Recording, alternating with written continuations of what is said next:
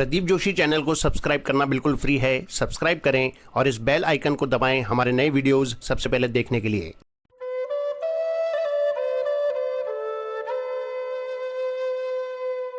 स्वामी रामसुखदास जी महाराज को शत शत नमन। प्रश्न: दुख आने पर भी प्रसन्न कैसे रहें? उत्तर: महाराज जी के शब्दों में, जैसे पैर में कांटा गड़ जाए तो उसको लोहे के कांटे से ही निकालते हैं, इसलिए कांटा निकालते समय बड़ी पीड़ा होती है, परंतु कांटा निकल रहा है इस बात को लेकर उस पीड़ा में भी सुख का अनुभव होता है। प्रसव के समय स्त्री को बहुत पीड़ा होती है। संतों ने भी लिखा है, बांझ की जान प्रसव कै पीड़ा। परंतु उस समय भी जब वह सुनती है कि लड़का जन्मा है, तब उसको उस पीड़ा में भी प्रसन्नता का अनुभव होता है। हम कर्जा चुकाते हैं तो घर से पैसे देने पड़ते हैं, पर कर्जा उतर गया इस बात से बड़ी प्रसन्नता होती है। घर से 100 रुपये निकल जाएं तो दुख होता है, पर 100 रुपये निकलने पर कर्जा उतरता हो तो भले आदमी को बड़ा सुख होता है कि बहुत अच्छा हुआ। इससे सिद्ध हुआ कि दुख में भी सुख का अनुभव हो सकता है। पाप पुण्य की दृष्टि से विचार करें तो दुख में पापों का नाश होता है और सुख में पुण्यों का। विचार करें कि हम पापों का नाश चाहते हैं या पुण्यों का। कोई भी यह नहीं चाहता कि मेरे पुण्यों का नाश हो जाए। सभी यह चाहते हैं कि हमारे पाप नष्ट हो जाएं। जो भी दुख आता है, कष्ट आता है, उससे पुराने पापों का नाश होता है और नई सावधानी होती है। यह बिल्कुल सच्ची बात है। जितनी प्रतिकूलता आती है उतना ही पापों का नाश होता है। पापों का नाश होने पर तो प्रसन्नता होनी चाहिए। जितनी दुखदायी परिस्थिति आती है उतना ही अंतःकरण निर्मल होता है। यह प्रत्यक्ष अनुभव की बात है। कोई आदमी बहुत अधिक बीमार हो जाए और फिर ठीक हो जाए तो ठीक होने के बाद जब वह सत्संग की बातें सुनता है तब वह गदगद हो जाता है। उसकी आंखों से आंसू आने लगते हैं। कारण यह है कि रोग का कष्ट भोगने से उसके पाप नष्ट हुए हैं और अंतःकरण निर्मल हुआ है, जिससे उस पर सत्संग की बातों का बड़ा असर होता है। जैसे शरीर निरोग होता है तो भूख लगती है। भूख लगने पर रूखी रोटी भी बड़ी अच्छी लगती है और बल देने वाली होती है। भूख नहीं हो तो बढ़िया भोजन भी अच्छा नहीं लगता, उसका रस भी नहीं बनता और वह बल भी नहीं देता।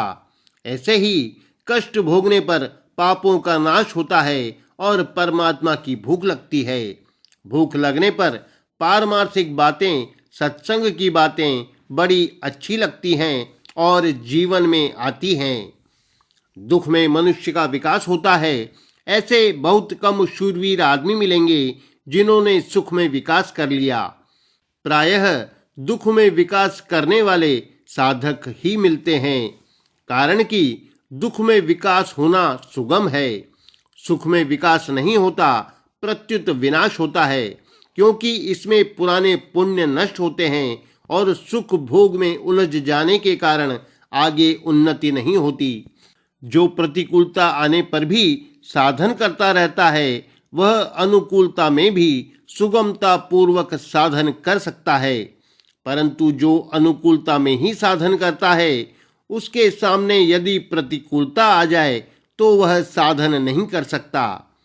इसलिए गृहस्थ का उद्धार जल्दी होता है, पर साधु का उद्धार जल्दी नहीं होता। कारण कि साधु तो थोड़ी भी प्रतिकूलता सह नहीं सकता और प्रतिकूलता आने पर कमंडलू उठाकर चल देता है, पर गृहस्थ प्रतिकूलता आने पर कहाँ जाए? वह माँ बाप, स्त्री पुत्र को कैसे छोड़े?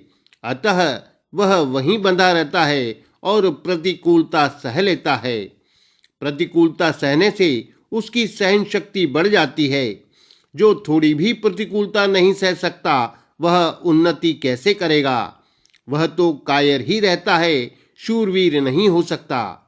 भगवान ने गीता में कहा है, मात्रा स्पर्शास्तु कौन्तेय शीतोष्ण सुख दुखदा आगमा पाइनो नित्यास तांस्तितिक्षस्व भारत।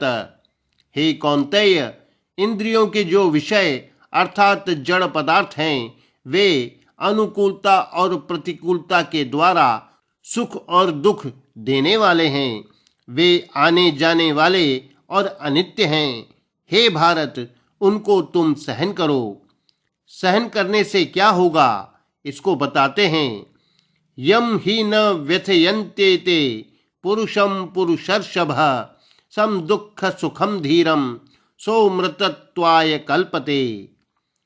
हे पुरुष श्रेष्ठ अर्जुन, सुख दुख में सम रहने वाले जिस धीर मनुष्य को ये मात्रा स्पर्श अर्थात पदार्थ व्यथा नहीं पहुंचाते, वह अमर होने में समर्थ हो जाता है, अर्थात जन्म मरण से रहित हो जाता है।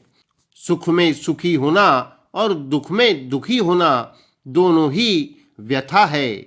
अतः सुख में सुखी नहीं होना और दुख में दुखी नहीं होना, अर्थात सुख दुख में सम रहना ही सुख दुख को सहना है। जो सुखी दुखी हो गया, उससे सुख भी नहीं सहा गया और दुख भी नहीं सहा गया। सुख हर शहीं जड़ दुख बिल खाही दो सम धीर धरही मन माही। भगवत कृपा की दृष्टि से विचार करें तो दुख में भगवान की कृपा अधिक होती है। जैसे बच्चे खेल रहे हों और किसी माँ के मन में भाव आ जाए तो वह सब बच्चों को लड्डू दे सकती है, परंतु बच्चे शरारत करें तो वह सबको थप्पड़ नहीं लगा सकती, प्रत्युत अपने बच्चे को ही थप्पड़ लगा सकती है। तात्पर्य है कि थप्पड़ लगाने में जितना अपनापन है, लड्डू देने में उतना अपनापन नहीं है। इसी तरह दुख आने पर ऐसा सोचें कि भगवान का मेरे पर अपनापन है। अपनापन जितना सुखदायी है, उतना थप्पड़ अर्थात दुख दुखदायी नहीं है। यदि अपनेपन को देखें तो दुख भी आनंद देने वाला हो जाता है। अतः दुख आने पर आनंद मनाना चाहिए कि भगवान ने बड़ी कृपा कर दी। विवेक की दृष्टि से विचार करें तो एक सीधी सरल बात है कि सुख में भी हम रहते हैं और दुख में भी हम रहते हैं। अतः सुख दुख को न देखकर अपने स्वरूप को देखें कि हम स्वयं तो वही हैं। सुख दुख आने पर हम तो एक ही रहे, हमारा क्या बिगड़ा। जो सुख के समय हम थे, वे ही दुख के समय हम हैं, और जो दुख के समय हम थे, वे ही सुख के समय हम हैं। हमारा स्वरूप सुख और दुख दोनों में सम है। सम दुख सुख स्वस्थ। सुख और दुख तो आने जाने वाले हैं, पर स्वरूप कहीं आने जाने वाला नहीं है, प्रत्युत ज्यों का त्यों स्थित है। न सुख रहता है और न दुख रहता है, पर हम स्वरूप से वैसे के वैसे ही रहते हैं। फिर आने जाने वालों को लेकर हम सुखी दुखी क्यों हों? यदि हमारे पर सुख दुख का असर पड़ गया, हम सुखी दुखी हो गए, आगंतुक विकारों में बंध गए, तो फिर हमारी स्थिति स्वरूप में नहीं रही। हम स्वस्थ नहीं रहे, प्रत्युत अस्वस्थ हो गए। जैसे हम दरवाजे पर खड़े हैं, हमारे सामने रास्ते पर मोटरें आ गई तो हम प्रसन्न हो गए, और मोटरें नहीं आईं तो दुखी हो गए। तो यह कितनी मूर्खता की बात है। मोटर आ गई तो हमें क्या मिल गया, मोटर नहीं आई तो हमारा क्या नुकसान हो गया। ऐसे ही घर में बेटा आ गया तो क्या हो गया, और बेटा मर गया तो क्या हो गया। सब आने जाने वाले हैं। अतः मनुष्य मात्र में यह विवेक जागृत रहना चाहिए कि सुख और दुख आने जाने वाले हैं, और हम स्वरूप से रहने वाले हैं। रहने वाला आने जाने वालों से सुखी दुखी क्यों हो? इसलिए चाहे पाप पुण्य की दृष्टि से देखें, चाहे भगवत कृपा की दृष्टि से देखें और चाहे विवेक की दृष्टि से देखें, हमें सुखी दुखी नहीं होना है। सुखी दुखी न होने का उद्देश्य बनने के बाद अगर सुख दुख का असर पड़ भी जाए तो साधक को डरना नहीं चाहिए और अपनी हार स्वीकार नहीं करनी चाहिए। असर पड़ गया तो पड़ गया, उसकी उपेक्षा कर देनी चाहिए। पूर्व संस्कार से सुख दुख होता है तो वह आता नहीं है, प्रत्युत मिटता है। साधक को दृढ़ विचार कर लेना चाहिए कि सुख का असर पड़ गया तो पड़ गया, पर मेरे को सुख नहीं भोगना है। दुख का असर पड़ गया तो पड़ गया, पर मेरे को दुख नहीं भोगना है। मुझे भोगी नहीं बनना है, प्रत्युत योगी बनना है। सुख दुख में सुखी दुखी होना भोग है और सुखी दुखी न होकर सम रहना योग है। समत्वम योग उच्यते।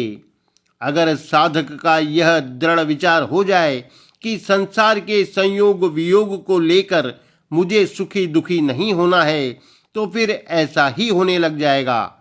कारण कि वास्तविक तत्व सुख और दुख दोनों से रहित है।